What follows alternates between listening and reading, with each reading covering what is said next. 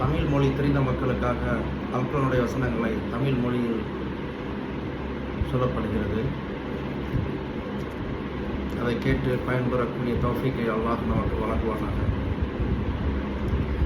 மேலும் உங்களுக்கு தீய நோய்வினை செய்து கொண்டிருந்த ஃபிரௌனுடைய கூட்டத்திலிருந்து நாம் உங்களை விடுவித்தோம். அவர்கள் உங்கள் ஆண் பிள்ளைகளை கொன்றுவிட்டு உங்கள் பெண் பிள்ளைகளை மட்டும் உயிருடன் வாழவிட்டு வந்தார்கள். அதில் உங்கள் இறைவனுடைய ஒரு பெரும் சோதனை ஏற்பட்டிருந்தது.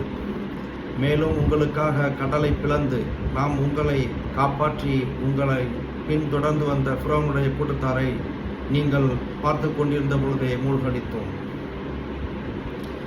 இன்னும் தௌராத் வேதத்தை கொடுக்க மூசாவுக்கு நாம் 40 இரவுகளை வாக்களித்திருந்தோம்.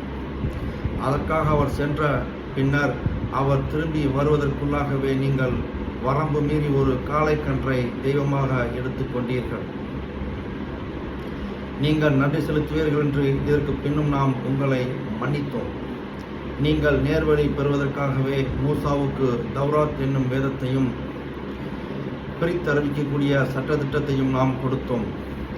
இன்னும் நினைத்து பாருங்கள், மூசா தன் சமூகத்தாரை நோக்கி, என் சமூகத்தாரே, நீங்கள் காளை கன்றை தெய்வமாக எடுத்துக்கொண்டதனால் பகத்தறிவுடைய நீங்கள் கேவலம் ஒரு மிருகத்தை வணங்கி உண்மையாகவே உங்களுக்கு தீங்கிழைத்துக் கொண்டீர்கள். நீங்கள் மனம் வருந்தி உங்களை படைத்த இறைவனிடம் மீண்டு உங்களிலுள்ள வரம்பு மீறியவர்களை தவிர வரம்பு மீறியவர்களை நீங்களே கொன்றுவிடுங்கள். இதுதான் உங்களை படைத்தவனிடம் உங்களுக்கு நன்மை தரும் என்று கூறினார்.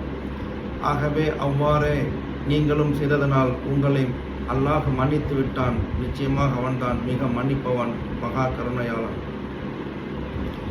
ஆவான். மேலும் நீங்கள் மூசாவை நோக்கி, நாங்கள் அல்லாஹுவை கண்கூடாக காணும் வரை உங்களை நம்பவே மாட்டோம் என்று கூறிய பொழுது நீங்கள் பார்த்து கொண்டிருக்கும் போதே உங்களை பூகம்பம் போன்ற பெரும் சப்தம் பிடித்து கொண்டது. நீங்கள் அந்த பெரும் சத்தத்தால் இறந்து விட்டதற்கு பின்னும் நீங்கள் நன்றி செலுத்துவீர்கள் என்பதற்காக உங்களை நாம் உயிர்ப்பித்தோம். மேலும் நாம் உங்களுக்கு மேகம் நிழலிடும்படி செய்து உங்களுக்கு உணவாக மண்ணு சல்வா என்ற 2 வகை உணவையும் இறக்கி வைத்து அவர்களை நோக்கி, நாம் உங்களுக்கு அளித்து வரும் பரிசுத்தமான இவற்றை புசித்து வாருங்கள் என்று கட்டளையிட்டிருந்தோம். எனினும் நம் கட்டளையை மீறிய அவர்கள் நமக்கென்றும் தீங்கிழைத்து விடவில்லை, நமக்கொன்றும் தீங்கு விளைத்து விடவில்லை, தங்களுக்குத்தாமே அவர்கள் தீங்கிழைத்துக் கொண்டனர். மேலும் உங்கள் மூதாதையர்களை நோக்கி, நீங்கள் இந்த நகருக்கு சென்று அதில் உங்களுக்கு விருப்பமான இடத்தில் விருப்பமானவற்றை தாராளமாக புசியுங்கள். அதன் வழியில் நுழையும் பொழுது தலை குனிந்து செல்லுங்கள். ஹித்தத்துன் எங்கள் பாவச்சுமை நீங்குக எனவும் கூறுங்கள். உங்கள் குற்றங்களை நாம் மன்னித்து விடுவோம். நன்மை செய்தவருக்கு அதன் கூலியை அதிகப்படுத்தியும் கொடுப்போம் என கூறியிருந்தோம். ஆனால் வரம்பு மீறிக்கொண்டே வந்த அவர்கள் தங்களுக்கு கூறப்பட்ட வார்த்தையை மாற்றிவிட்டு கூறப்படாத ஒரு வார்த்தையை ஹிந்தத்தோன் கோதுமை என்று கூறினார்கள். அவர்கள் இவ்விதம் மாற்றி கூறிய பாவம் செய்ததனால் வரம்பு மீறி அவர்கள் மீது வானத்திலிருந்து வேதனையை இறக்கி வைத்தோம். மூசா தன் இனத்தாருடன் தீகு என்னும் பகுதிக்கு சென்ற சமயத்தில் தண்ணீர் கிடைக்காமல் தாகத்தால் கஷ்டப்பட்டு கொண்டிருந்த அவர்களுக்கு தண்ணீர் தேடிய பொழுது நாம் அவரை நோக்கி, நீங்கள் உங்கள் தடியால் இக்கல்லை அடியுங்கள் என கூறினோம். அவ்வாறு அடித்ததும் உடனே அதிலிருந்து 12 ஊற்றுகள் ஊதி தோடினர். அவருடைய 12 பிரிவு மக்கள் அனைவரும் தாங்கள் அருந்தும் தண்ணீர் துறையை தெளிவாக அறிந்து கொண்டார்கள்.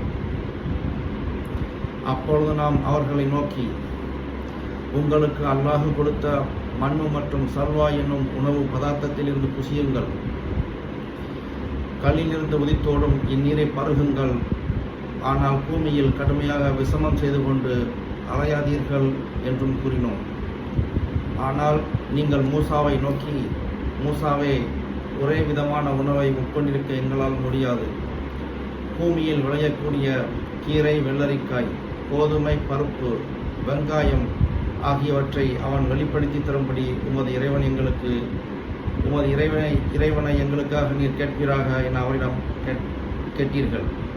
அதற்கு மூசா, மேலானதற்கு பதிலாக தாழ்ந்ததை மாற்றிக்கொள்ள விரும்புகிறீர்களா? அவ்வாறாயின் நீங்கள் ஏதேனும் ஒரு பட்டணத்தில் இறங்கிவிடுங்கள். நீங்கள் கேட்பது நிச்சயமாக அங்குதான் உங்களுக்கு கிடைக்கும் என்று கூறிவிட்டார். ஆகவே வீழ்ச்சியும் இழிவும் அவர்கள் மீது விதிக்கப்பட்டு விட்டன. அல்லாஹ்வின் கோபத்திலும் அவர்கள் சார்ந்து விட்டார்கள். மையாகவே அவர்கள் அல்லாஹ்வுடைய வசனங்களை நிராகரித்ததும் நியாயமின்றி இறை தூதர்களை கொலை செய்து வந்ததும் இதற்கு காரணமாகும். இவ்வளவு பெரிய குற்றங்களை அவர்கள் செய்யும்படி நேர்ந்ததற்கு காரணம் அவர்கள் அல்லாஹ்வின் கட்டளைகளுக்கு மாறு செய்தனர், மேலும் வரம்பு மீறி கொண்டிருந்தனர்.